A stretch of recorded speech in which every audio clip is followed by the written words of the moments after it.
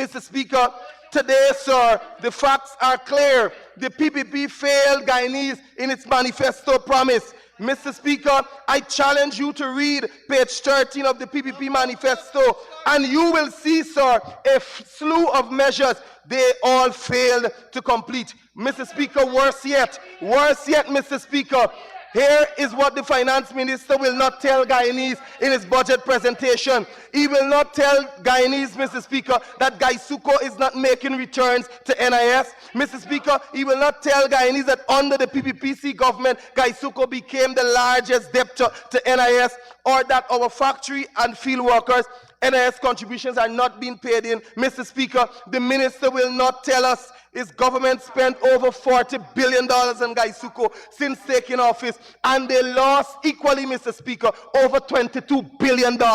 In 2021, Mr. Speaker, they lost $7.8 billion. Mr. Speaker, in 2022, GuySuCo lost $10.2 billion. Sir, in 2023, they lost $4.7 billion. Mr. Speaker, I want to assure all that the coalition government will develop GuySuCo. Mr. Speaker, sir, we have long said that the best decision was to right-size the industry. We remain committed to diversifying the industry. We remain committed to ensuring that GuySuCo crop by crop bakes set production targets. Mr. Speaker, we will ensure that a competent and skilled board of directors is installed to oversee the proper management of GuySuCo. We, sir, will not manage GuySuCo in the friends and family affairs, Mr. Speaker. Mr. Speaker, I spoke to several factory and field workers, Mr. Speaker, and management across Guyana. They all echo the similar sentiments. They said GuySuCo can do well, sir.